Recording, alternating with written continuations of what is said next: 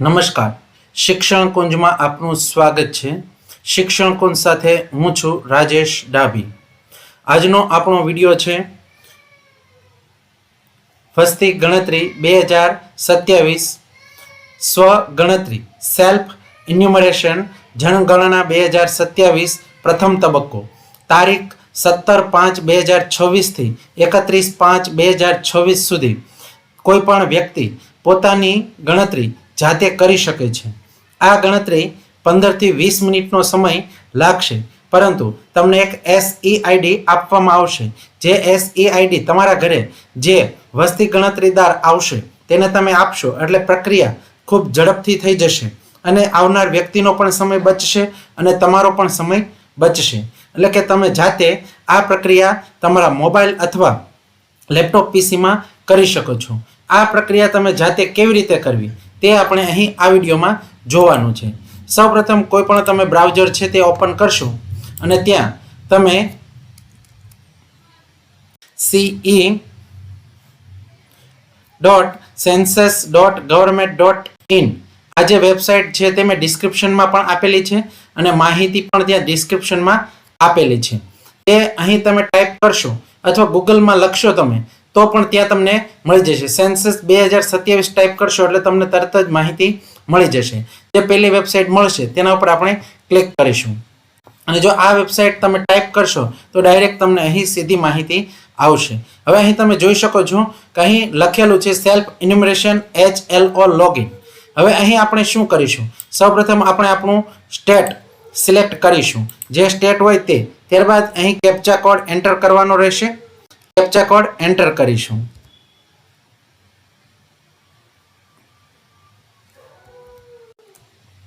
Captcha code enter કર્યા બાદ આપણે વેરીફાઈ કરીશું। અહીં કેટલીક માહિતી આપેલી છે, 15-20 મિનિટ લાગશે અને આ જે સૂચિ માહિતી છે તે આપણે અહીં વાંચી લેવાની રહેશે, જેથી કરીને તમને માહિતી મળી શકે। અહીં આપણે ઓકે પર ક્લિક કરીશું એટલે આપણી સામે ફોર્મ એક ઓપન થશે। અહીં આપણું સ્ટેટ ગુજરાત આવી ગયું છે। હવે અહીં હેડ ઓફ જે ફેમિલીના હેડ હોય તેનું નામ અહીં આપણે એન્ટર કરવાનું રહેશે। Please enter the name of the head of the household currently once registered it can not be change later. એટલે કે તમે એક વખત જો તમે આને રજિસ્ટર કરશો તો તમે તેમાં ચેન્જ એટલે કે ફેરફાર કરી શકશો નહીં। તો અહીં આપણે જે ઘરના હેડ હોય તેનું આખું નામ અહીં ટાઈપ કરવાનું રહેશે। અહીં આપણો 10 અંકનો મોબાઈલ નંબર એન્ટર કરવાનો રહેશે। મોબાઈલ નંબર ધ્યાન રાખીને એન્ટર કરવો, જેમાં OTP આવશે અને અહીં ઈમેલ એડ્રેસ એન્ટર કરી શકો છો, જે ઓપ્શનલ છે। તો આટલી માહિતી આપણે એન્ટર કરવાની રહેશે અને ત્યારબાદ વેરીફાઈ અને પ્રોસીડ પર ક્લિક કરવાનું રહેશે। હવે જેવું આપણે વેરીફાઈ કરશું એટલે તરત જ આપણા મોબાઈલ પર એક OTP આવશે। તો અહીં આપણે આપણી જે ભાષા છે તે સિલેક્ટ કરવાની રહેશે। ભાષા સિલેક્ટ કર્યા બાદ ત્યારબાદ અહીં આપણે OTP એન્ટર કરવાનો રહેશે। OTP એન્ટર કર્યા બાદ આપણે વેરીફાઈ OTP પર ક્લિક કરીશું એટલે આપણે OTP વેરીફાઈ થશે અને આપણી સામે ફોર્મ ઓપન થશે। અહીં વારંવાર પૂછાતા પ્રશ્નો પણ આપણે જોઈ શકીએ છીએ। અહીં કેટલીક માહિતી આપેલી છે, જેમ કે પુષ્ટિ માટે સંબંધિત ગણતરીદારને તમારો SEID સોંપવા માટે નકશા પર તમારા ઘરનું સ્થળ ચિહ્નિત કરો। યોગ્ય રીતે લાલ રંગનું સ્થળ માર્કર તમારા ઘર પર અથવા તમારા ઘરની નજીક ખસેડો। જો માર્કર તમારા ઘર પર પહેલેથી જ છે તો પણ તેને થોડું ખસેડો અને તેને તમારા ઘર પર અથવા તમારા ઘરની નજીક ફરીથી લાવો। એટલે એમ કે છે કે અહીં જ્યારે આપણો ઘરનું સ્થાન લોકેશન ફિક્સ કરવાનું થશે ત્યારે લાલ કલરનું જે માર્ક નિશાની જોવા મળશે તેને તમારા ઘર ઉપર જો હોય ને તો પણ એક વખત થોડુંક ખસેડીને ફરીથી પાછું ઘર ઉપર તમારે લાવવાનું છે। મતલબ યોગ્ય જગ્યાએ હોય તો પણ તેને એમને રહેવા દેવાનું નથી। મોબાઈલ પર સ્વ ગણતરી માટે તમારા ઘર પર અથવા તમારા ઘરની નજીક લાલ સ્થળ માર્કર ખસેડવા માટે 2 આંગળીઓનો ઉપયોગ કરો। જો તમને નકશા પર ચોક્કસ ઘરનું સરનામું ન મળે તો પણ તે યોગ્ય છે। તો અહીં આ માહિતી છે તે આપણે મુજબ કરવાનું રહેશે। આપણે ઓકે પર ક્લિક કરીશું એટલે આપણી સામે 6 સ્ટેપ જોવા મળે છે। એક તો સ્થળ સંકેતની વિગત, જનગણના ઘરની વિગતો, સામાન્ય માહિતી, સુવિધાઓ અને પૂર્વ અવલોકન, પુષ્ટિ કરો આટલી માહિતી આપણને જોવા મળશે. હવે અહીં આપણે જિલ્લો સિલેક્ટ કરીશું. તો તમારો જે જિલ્લો હોય તે આપણે સિલેક્ટ કરીશું. અહીં પિનકોડ નંબર એન્ટર કરીશું. પિનકોડ નંબર એન્ટર કર્યા બાદ અહીં આપણે આપણું જે સ્થળ હોય તે એન્ટર કરી અને અહીં જોશું કે તમારું કોઈ એડ્રેસ છે. અહીં જો એડ્રેસ હોય તો તમે ક્લિક કરી શકો છો. ન હોય તો તમે અહીં શોધો પર કરશો એટલે તમને અહીં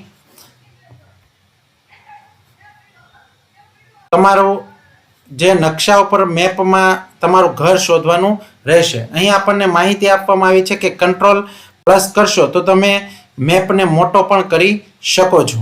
તો અહીં આપ control plus scroll to zoom. હવે અહીં તમે જોઈ શકો છો કે આ લાલ જે નિશાન છે તે અહીં જોવા મળે છે. તો એ નિશાન હજી મારા ઘર પર ફિક્સ નથી, તો હું એને ફિક્સ કરીશ.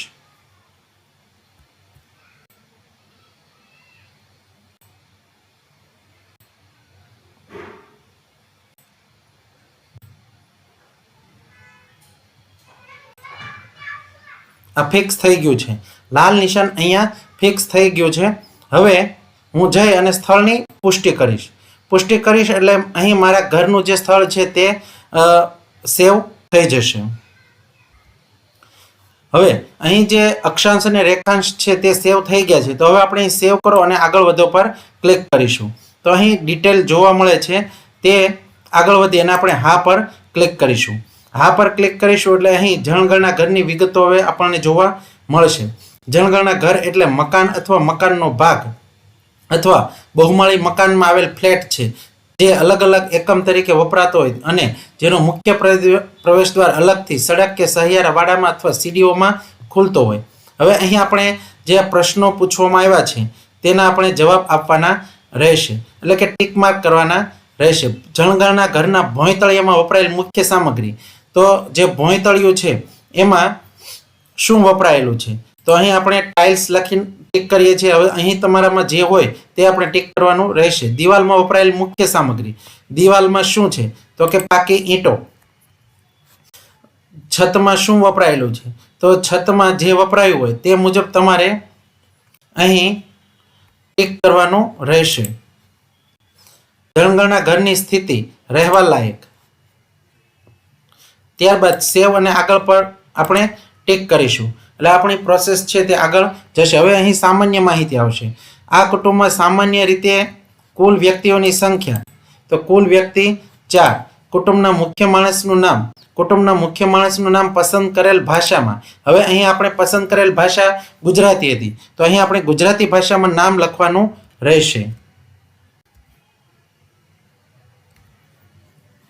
કુટુંબના મુખ્ય માણસની જાતિ. ત્યારબાદ જો અનુસૂચિત જાતિ કે અનુસૂચિત જનજાતિ કે અન્ય, તો અહીં જે હોય તે આપણે ટીક કરવાનું રહેશે. આ ઘરની માલિકીને દરજ્જો. તો અહીં માલિકીનું ભાડાનું, પરંતુ બીજે માલિકીનું મકાન છે, ભાડાનું છે ને બીજે માલિકીનું મકાન નથી. અન્ય જે હોય તે આપણે અહીં ટીક કરીશું. રહેવાના ઉપયોગમાં આવતા ઓરડાઓની સંખ્યા. તો અહીં ઓરડાઓ જેટલા હોય તે આપણે ટીક કરીશું. આ કુટુંબમાં રહેતા પરિણીત દંપતીની સંખ્યા. તો જે પરિણીત દંપતી હોય તેની સંખ્યા અહીં લખી અને આપણે સેવ અને આગળ વધો પર ક્લિક કરીશું. તો અહીં આપણી સામાન્ય માહિતીઓ સેવ થઈ જશે. હવે પીવાના પાણીનો મુખ્ય સ્ત્રોત. તો પીવાના પાણીનો મુખ્ય સ્ત્રોત શું છે તે અહીં આપણે ટીક કરવાનું રહેશે. શુદ્ધિકરણ પ્રક્રિયા કરેલું નળનું પાણી. શુદ્ધિકરણ પ્રક્રિયા કર્યા વગરનું નળનું પાણી. તો અહીં તમારે જે વ્યવસ્થા હોય પાણીની તે આપણે ટીક માર્ક કરીશું. પીવાના પાણીના સ્ત્રોતની ઉપલબ્ધતાનું અંતર. પરિસરમાં, પરિસરની નજીકમાં કે દૂર.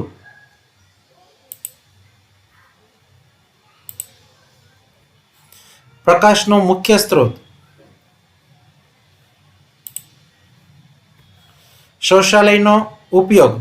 હા, જો તમે હા હોય તો આપણે અહીં જે ટીક કરતા હોય તે મુજબ આપણે ટીક કરવાનું રહેશે. ખાસ કરીને ફક્ત કુટુંબના ઉપયોગ માટે, અન્ય કુટુંબ સાથે વહેંચાયેલો તો અહીં પોતાના કુટુંબ માટે, અને જાહેર હોય તો જાહેરનું, અને ના હોય તો ખુલ્લામાં. શૌચાલયનો પ્રકાર.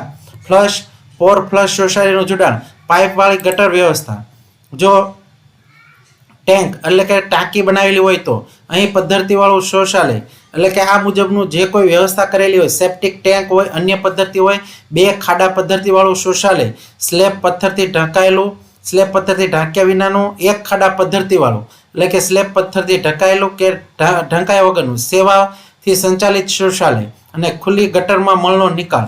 જે વ્યવસ્થા હોય તે આપણે ટીક કરીશું. ગંદા પાણીના નિકાલનું જોડાણ તો અહીં આપણે જે વ્યવસ્થા હોય તે ટીક કરીશું. પરિસરમાં સ્નાનગૃહની ઉપલબ્ધતા જો હોય તો આપણે યસ પર ટીક કરી અને જે વ્યવસ્થા હોય તે ટીક કરીશું. રસોડું અને એલપીજી પીએનજીના જોડાણની ઉપલબ્ધતા, રસોડામાં રસોઈ થાય છે તો એલપીજી પીએનજી જોડાણ, એલપીજી પીએનજી જોડાણ, ઘરની અંદર રસોઈ થાય છે પણ રસોડામાં નહીં, ખુલ્લામાં ઘરની બહાર રસોઈ થાય છે તો અહીં એલપીજી તમારે જે વ્યવસ્થા હોય તે ટીક કરીશું. રસોઈ માટે ઉપયોગમાં લેવાતું મુખ્ય ઈંધણ તો અહીં આપણે જે ઈંધણ તમે વાપરતા હોય તે આપણે અહીં ટીક કરીશું. ત્યારબાદ સેવ અને આગળ વધુ પર ક્લિક કરીશું.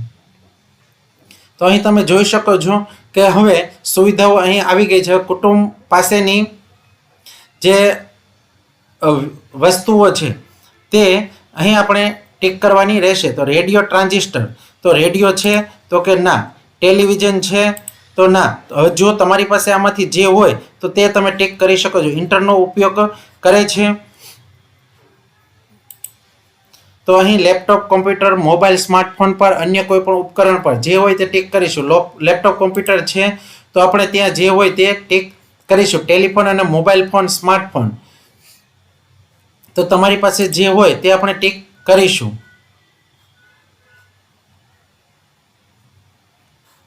સાયકલ અને સ્કૂટર, મોટરસાયકલ તો અહીં જે હોય તે ટીક કરીશું. કાર, જીપ જે કંઈ હોય તે આપણે ટીક કરીશું. કુટુંબ દ્વારા ઉપયોગમાં લેવાતું મુખ્ય અનાજ તો અહીં જે અનાજ વાપરતા હોય તે આપણે ટીક કરીશું. મોબાઈલ નંબર અહીં આપણે આપણો ચેક કરીશું અને ત્યારબાદ સેવ અને આગળ પર વધુ પર ક્લિક કરીશું. તો અહીં આપણું આ જે ફોર્મ છે તે સંપૂર્ણ ફોર્મ ભરાઈ ગયું છે અને હવે આપણે માત્ર એનું ચેક કરવાનું છે કે આપણે જે ડિટેલ ટીક કરી છે તે બરોબર છે.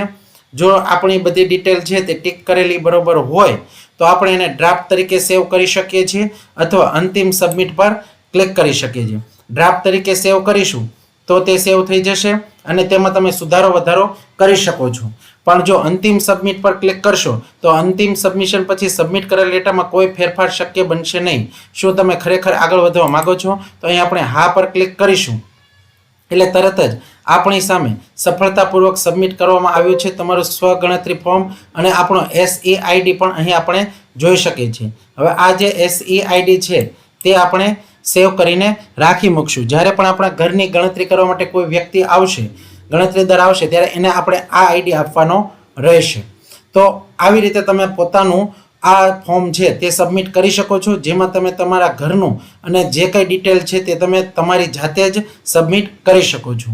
આપને આ વિડીયો જો પસંદ આવ્યો હોય તો અમારી YouTube ચેનલને સબસ્ક્રાઈબ કરો, શેર કરો, બીજા મિત્રો સુધી પહોંચાડો અને દરેક વ્યક્તિ સુધી આ વિડીયો શેર કરો જેથી કરીને દરેક વ્યક્તિ પોતાનું ફોર્મ સબમિટ કરે અને જે ગણતરીદાર આવશે તેને મુશ્કેલી ઓછી રહે. તો આપણે પણ એવું કરીએ કે આ વિડીયો દરેક વ્યક્તિ સુધી પહોંચાડીશું જેથી કરીને આપણે આ ભારતની જે ગણતરી છે તે સાચી, પ્રામાણિક થાય અને દરેક વ્યક્તિ પોતાની ગણતરી જાતે કરશે તો વ્યવસ્થિત પણ થશે અને ઝડપી થશે. તો દરેક વ્યક્તિ સુધી આ વિડીયો પહોંચાડવા નમ્ર વિનંતી. ધન્યવાદ.